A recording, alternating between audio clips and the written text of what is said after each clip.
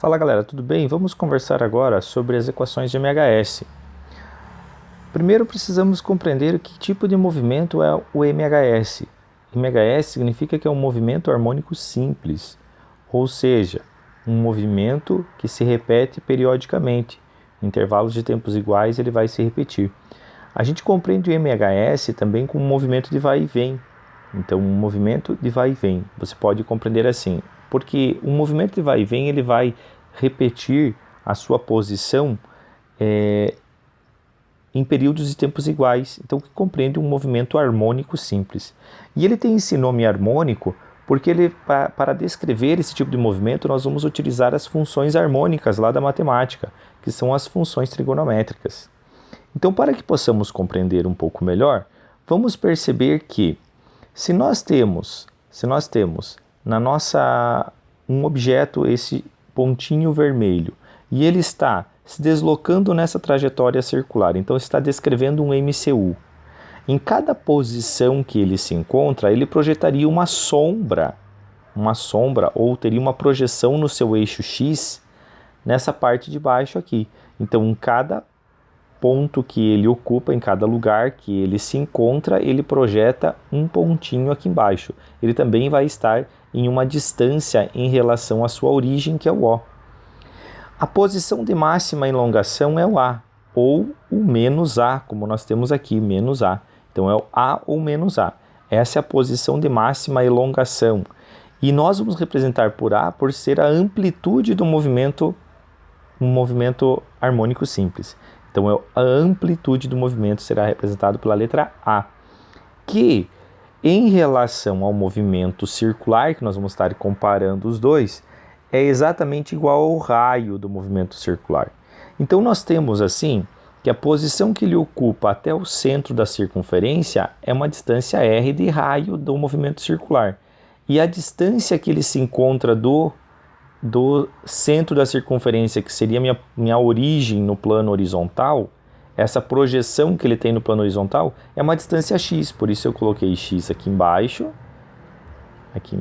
e fiz x também aqui na parte de cima. Sendo assim, nós podemos, por uma razão trigonométrica, descobrir qual é o valor de x, pois x passa a ser o cateto adjacente ao ângulo θ formado entre o raio e a horizontal, e o raio é a hipotenusa. Então, se nós pegarmos o cosseno de θ, nós encontramos exatamente x sobre r.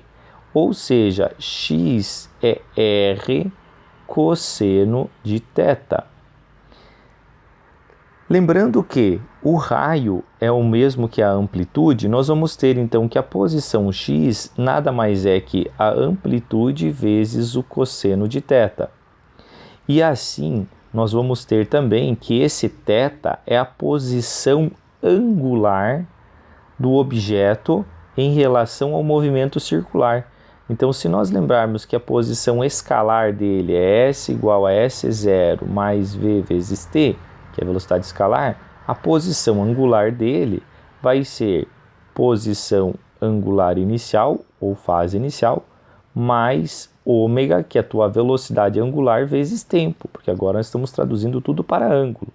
Então, nós temos que a nossa posição, ela é A cosseno, abre parênteses, da fase inicial, mais a pulsação vezes o tempo. Pulsação ou velocidade angular, como você queira chamar. E essa aqui é a nossa primeira equação, que é a equação da posição em relação ao tempo. É a equação da posição em relação ao tempo, certo?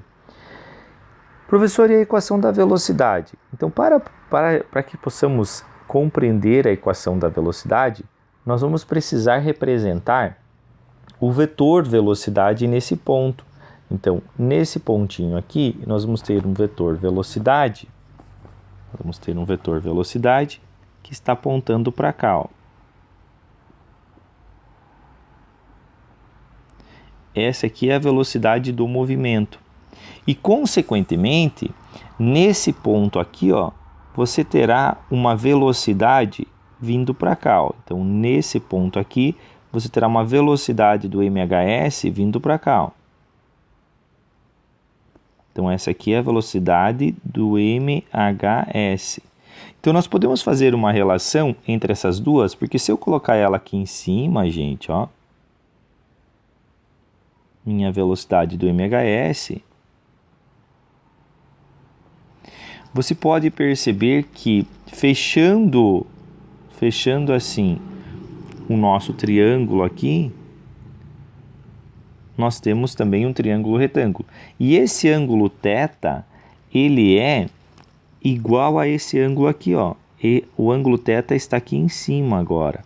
Então, dessa maneira, você vai ter que velocidade, a tua velocidade, vai depender do seno do ângulo. Então, ó, seno de θ é igual à tua velocidade, cateto oposto à hipotenusa, velocidade do MHS dividido pela velocidade do movimento. Sendo assim, você vai ter que a velocidade do MHS é igual a V vezes seno de θ, ok? E dessa forma você vai ter que a velocidade do MHS vai ser, quem é o teu V?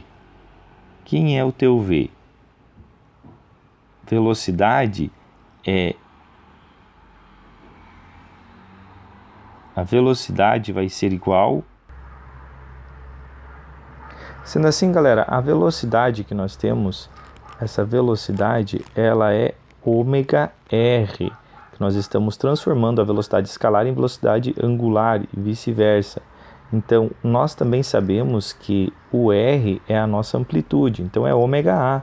Então, a velocidade no MHS vai ser ômega A vezes seno de θ. Lembrando que o nosso θ é esse caso que está aqui em cima.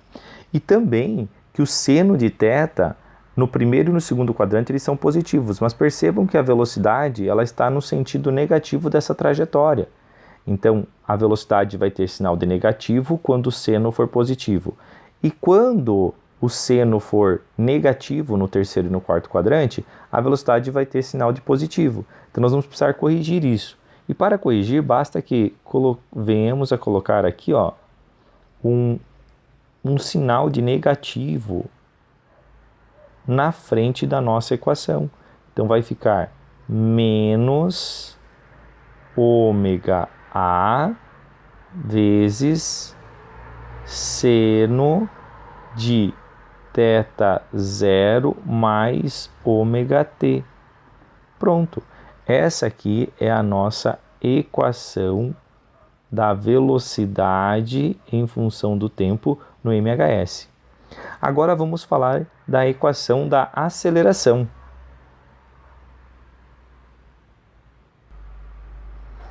Então, galera, vamos falar sobre a aceleração. A aceleração desse objeto, imaginando que ele esteja em um movimento circular uniforme, num sentido anti-horário, ele vai ter uma aceleração. Se é um movimento circular uniforme, a sua aceleração corresponde à aceleração centrípeta.